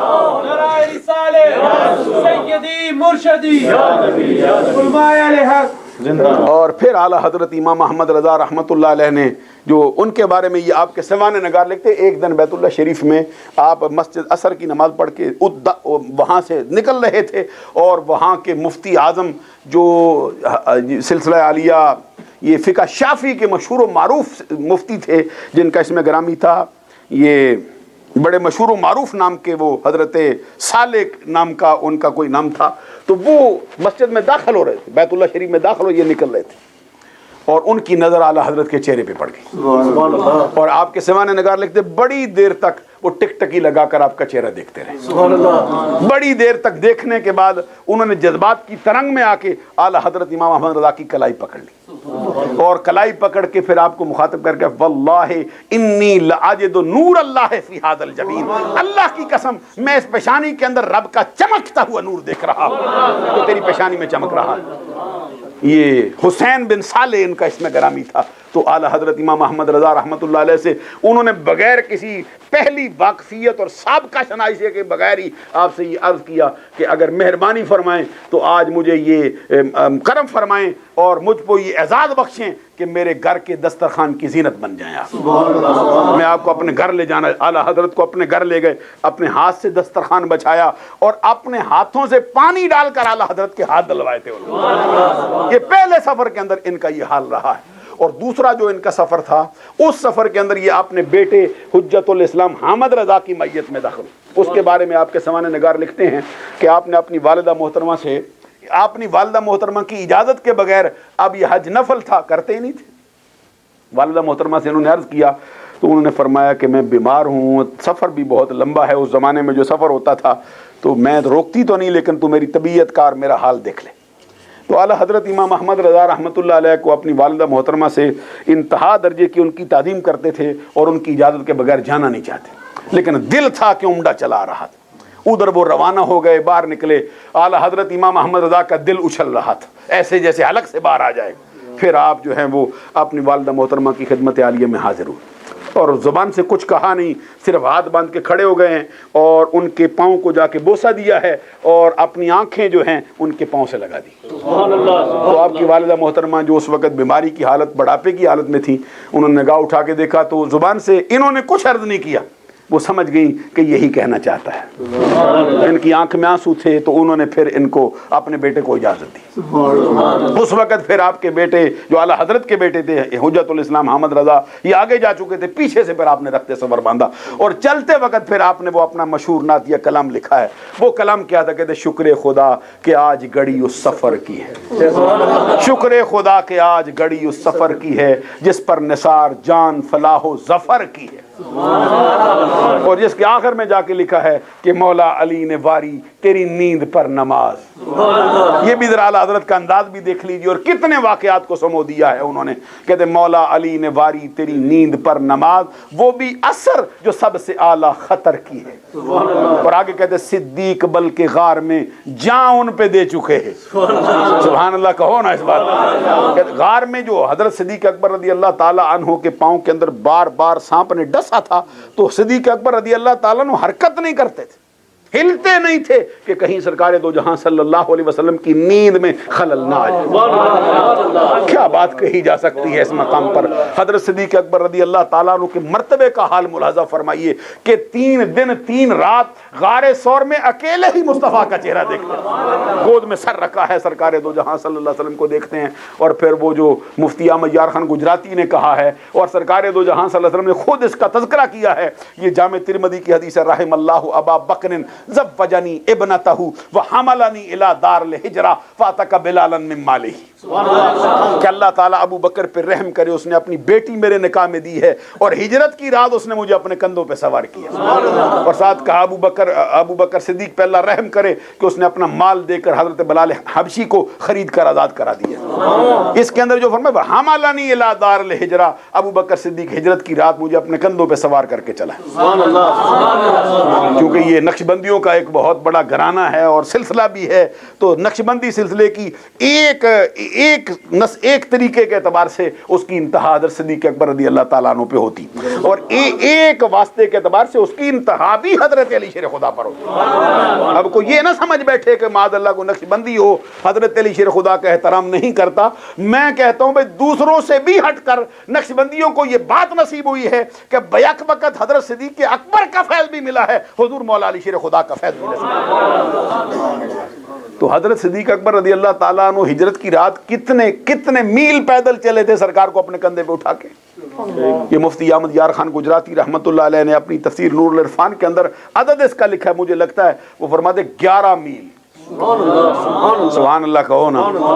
11 میل کندھوں پہ اٹھا کے چلا صدیق اکبر رضی اللہ۔ اور آپ قرآن پڑھ کے دیکھیے، رب کہتا ہے قرآن میں ان الصفا والمروۃ من شعائر اللہ، صفا و مروہ پہاڑیاں اللہ کے شعائر ہیں، اس کی نشانیاں بنی کیوں ہیں؟ حضرت ہاجرہ کے قدم لگے۔ تو اب حضرت ہاجرہ کے قدم پہاڑوں پہ لگ جائیں، رب کی نشانیاں بنتی ہیں، تو ابو بکر صدیق کے سینے پر مصطفیٰ کے قدم لگیں تو رب کی نشانی کیوں نہیں بنتا ہے؟ اس کا اس کے کندھے پر سرکار کے قدم لگ رہے۔ اور پھر میں یہ بات بھی عرض کرنا چاہتا ہوں کہ سلسلہ عالیہ نقشبندیہ کے جو شیخ ہیں حضرت خواجہ باقی باللہ رضی اللہ تعالی عنہ، جو حضور امام ربانی مجد الفسانی شیخ احمد فاروقی سرہندی رحمت اللہ علیہ کے پیر و مرشد ہیں، تو ان کے پاس رات کے وقت جب مہمان آ گئے تھے اور وہ تو اپنے اوراد و وظائف کے اندر مشغول تھے، اپنی عبادت میں مشغول تھے، لیکن وہ مہمان بڑے پیارے اور بڑے دور سے آئے تھے، ان کا دل چاہتا تھا کہ ان کی خدمت کرنے والا کوئی ہو جائے۔ تو ان کا جو خادم خاص تھا باورچی جو نان بھائی تھا، اس نے یہ دیکھ لیا کہ ان کے مہمان آئے ہیں اور بڑے پیارے ہیں، اس نے کھانا پکا کر ان کے سامنے رکھا۔ یہ بڑی دلچسپ بات ہے جو سنانے لگا ہوں آپ۔ تو رکھا تو آپ راضی ہو گئے اس پر کہ جو میں چاہتا تھا یہ میری طبیعت کو سمجھ گیا ہے، میرے اشارے کے بغیر ہی اس نے کھانا لا کے رکھ دیا۔ معلوم ہوا کہ پیر و مرشد جب راضی ہو جائے تو پھر وہ اپنے مرید کو بھی مالا مال کر دیتا ہے. تو راضی اس کا معاملہ نہیں پیسوں سے ہی راضی ہوتا ہے, اس کا معاملہ یہ نہیں بھائی دنیاوی امور سے ہی راضی ہوتا ہے, وہ عبادت پہ راضی ہو جاتا ہے, فرما برداری پہ راضی ہوتا ہے. تو نان بھائی نے وہ کھانا پکا کے آگے رکھ دیا, خوش ہو گئے کہ میرے مہمان جو ہیں بڑے دور دراز سے آئے تھے, ان کو کھانا مل گیا ہے, میرے دل کی خواہش پوری ہو گئی. تو اپنے مرید کو بلا کے فرماتے ہیں مانگ کیا مانگتا ہے. اب سوال یہ پیدا ہوتا ہے جب یہ کہتے ہیں کہ مانگ کیا مانگتا ہے, اگر کچھ دے نہیں سکتے تو یہ کیوں کہتے ہیں مانگ کیا مانگتا ہے؟ معلوم ہے رب کے خزانوں پر ان کی دسترس ہے اللہ کی عطا سے, کہ جو یہ چاہیں گے اللہ تبارک و تعالیٰ ان کے ہاتھ خالی نہیں لٹائے گا. آقا کونین صلی اللہ علیہ وسلم کے گنبد خضرا سے ان کو فیض ضرور ملے گا. تو اب آگے جو آپ کا مرید تھا وہ نان بھائی روٹیاں کھانا پکانے والا, وہ بڑا سمجھدار تھا. اس نے کہا اب دینے پہ آ گیا ہے تو میں کیا مانگوں تجھ سے, میں دنیا مانگوں تو اس سے مربع مانگوں, تو اس سے میں جاہ و سلطنت مانگوں, تو اس سے میں فلاں شے مانگوں, یہ حرص و لالچ کا ایک بندہ بن جاؤں, تمام مفاد کی ایک تصویر بن جاؤں, میں کچھ نہیں مانگتا یہ کہتا ہوں. اگر دینے پہ آ گیا تو پھر باقی باللہ بنا ڈال مجھ کو. نگاہ مرشد کامل سے عشق مصطفیٰ حاصل, خدا کا قرب دیتی ہے محبت پیر خانے. حضرت خواجہ باقی باللہ رضی اللہ تعالیٰ اس کو فرمایا کہ تو بڑی چیز مانگ بیٹھا ہے کہ مجھے باقی باللہ بنا دے. میں دے سکتا ہوں, بنا سکتا ہوں, لیکن تیرے بس میں نہیں کہ تو برداشت کر سکے, تو اس کو برداشت نہیں کر سکتا. اس نے کہا جو بھی ہو جائے بس بنا ڈال, اب مہربانی کر. تو جب اس کی خواہش جو ہے وہ انتہا کو پہنچ گئی, وعدہ فرما چکے تھے, اس کو اندر لے گئے. اندر لے جا کر اس پہ تجلی خاص ڈال دی, کرم کی نگاہ اس پہ تجلی خاص ڈالی, تو پھر اس کو باقی باللہ بنا دی. اب باہر نکلے, جو بھی دیکھتا تھا پہچان نہیں سکتا تھا کہ اصل باقی باللہ کون ہے اور جس کو بنایا گیا ہے وہ کون. ظاہر بھی ان کے رنگ میں رکھا گیا تھا, باطن بھی ان کے رنگ میں رکھا گیا. صرف اتنا فرق نظر آتا تھا دیکھنے والوں کو کہ وہ جو باقی باللہ توجہ سے بنا تھا اس کے ہوش و حواس برقرار نہیں رہتے, وہ مجذوب جذب کی کیفیت میں چلا گیا تھا, اور جو اصل باقی باللہ تھے وہ ہوش و حواس کے اندر تھے.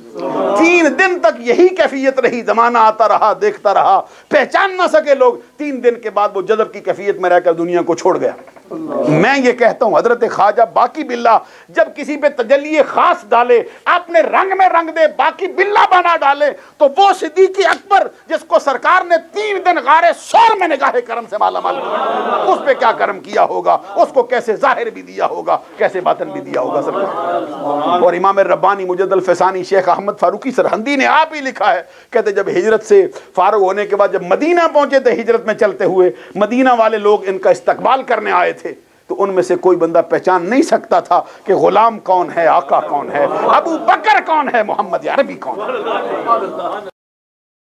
تو حضرت صدیق اکبر رضی اللہ تعالیٰ عنہ کی نگاہیں سمجھ گئیں کہ یہ پہچاننے سے قاصر ہوئے بیٹھے ہیں کہ غلام کون ہے اور آقا کون ہے. معلوم ہوا کہ ابو بکر صدیق وہ ہستی ہے جس کا ظاہر بھی مصطفیٰ کے رنگ میں رنگا ہوا ہے, جس کا باطن بھی مصطفیٰ کے رنگ میں رنگا ہوا ہے. صدیق اکبر رضی اللہ تعالیٰ عنہ نے پھر اس کا اظہار کرنے کے لیے غلام میں ہوں اپنی چادر اٹھائی اور سرکار کے اوپر تان دی, تاکہ لوگوں کو پتہ چل جائے آقا یہ ہیں جن کا خدمت گزار میں چل کے آ رہا. تو میں یہ عرض کرنا چاہ رہا تھا, اعلیٰ حضرت نے اسی طرف اشارہ کیا ہے کہ مولا علی نے واری تیری نیند پر نماز, وہ بھی اثر جو سب سے اعلیٰ خطر کی ہے. صدیق بل کے غار میں جان ان پہ دے چکے اور حفظ جان تو فرائض خرر کی ہے, پر تو نے ان کو جان انہیں پھیر دی نماز, پر وہ تو کر چکے تھے جو کرنی بشر کی ہے. ثابت ہوا کہ جملہ فرائض فروع ہیں, اصل الاصول بندگی استاد ول. یہ اعلیٰ حضرت امام احمد رضا رحمۃ اللہ علیہ نے دوسرے حج کے موقع پر یہ نعتیہ کلام اپنا لکھا ہے, اور کہتے جب وہاں پہنچے تھے روضہ رسول پر, دوسری مرتبہ جب گئے تو پھر بیت اللہ شریف میں بعد میں گئے تھے, روضہ رسول پہ پہلے حاضر ہو گئے. معلوم ہوا کہ اسی لیے کہتے تھے کہ ان کی تو فعل حج بھی خدا نے کرا دیے, اصل مراد حاضری اس پاک در کی ہے. یہ کہتے اصل مراد حاضری اس پاک در کی ہے, اب جو ملے گا ان کا صدقہ ہی ملے گا. تو کہتے جب روضہ رسول پہ حاضر ہوئے تو دل کے اندر ایک امنگ تھی, ایک اشتیاق تھا, اور ایک اضطراب تھا, ایک طلب تھی اور ایک تڑپ تھی کہ مجھے سرکار کا دیدار نصیب ہو جائے. اور پھر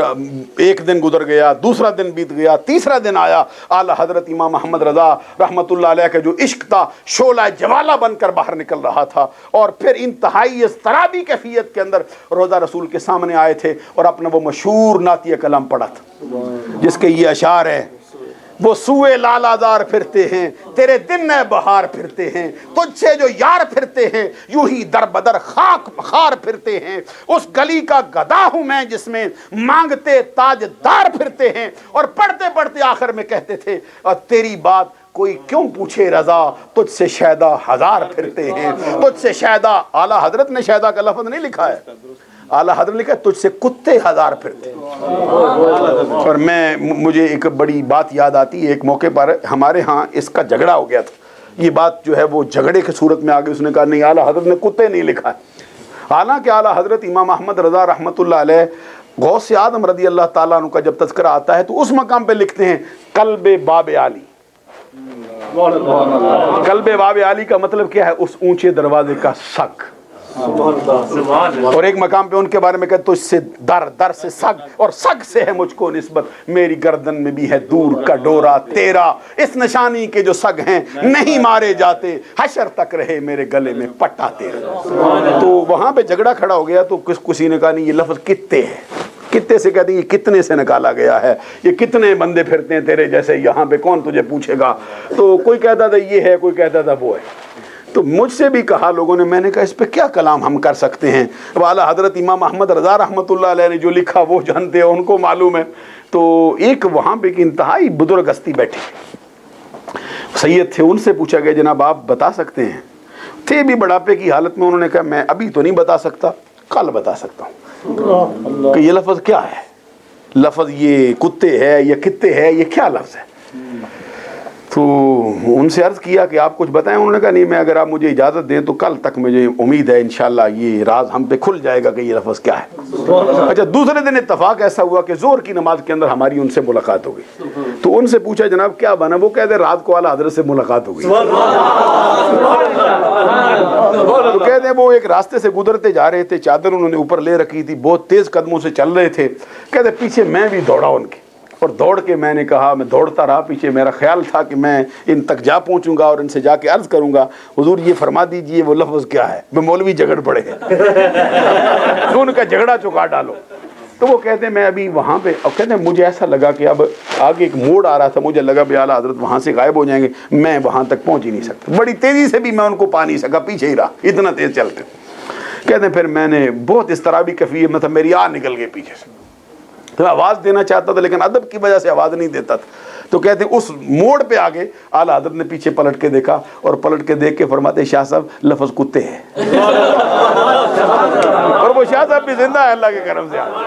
ہمیں بھی پھر یہ تھوڑا اور مضبوطی ہو گئی کہ پھر ہم یہ کہتے پڑھتے تھے کہ تیری بات کوئی کیوں پوچھے رضا، تجھ سے کتے ہزار پھرتے، اس لفظ کا تکرار بار بار کرتے تھے، تجھ سے شیدا ہزار پھرتے ہیں، تجھ سے شیدا ہزار پھرتے ہیں۔ کہتے یہ پڑھتے جا رہے تھے، ادھر سے جب ان کا عشق شعلہ جوالہ بن کے ابھرتا ہے، ادھر روضہ رسول سے آواز آتی ہے احمد رضا اور آتے ہیں، ان کو دیدار اپنا خواب میں دیتا ہوں، اب تو ایسا دل آیا ہے تجھے اپنا دیدار خواب میں نہیں جاگتی آنکھوں سے عطا کر دے۔ تو اعلیٰ حضرت امام احمد رضا نے جاگتی آنکھوں سے آقا کونین صلی اللہ علیہ وسلم کا دیدار عطا کیا۔ تو اعلیٰ حضرت امام احمد رضا رحمۃ اللہ علیہ نے، آپ کو معلوم ہے، 1000 سے بھی زائد کتابیں لکھی ہیں اور 72 علوم پر آپ نے باقاعدہ یادگار کے طور پر کتابیں چھوڑی ہیں، اور ترجمہ قرآن جو آپ نے لکھا ہے وہ اپنی مثال آپ ہے۔ اللہ تبارک و تعالی عمل کی توفیق عطا فرمائے۔ دوران گفتگو مجھ سے کوئی غلطی سردرد ہو گئی ہو تو اللہ سے معافی کا طلبگار ہوں، آپ لوگوں سے معافی کا طلبگار ہوں۔ دعا کرتا ہوں کہ اللہ تبارک و تعالی اس گھر کے تمام مکینوں کو اور اس محفل میں آنے والوں کو، بلکہ تمام اہل سنت کو اعلیٰ حضرت امام احمد رضا رحمۃ اللہ علیہ کا ساتھ حشر میں عطا فرمائے اور انہی کے غلاموں میں ہمارا شمار فرمائے۔ وآخر دعوایا ان الحمد للہ رب العالمین۔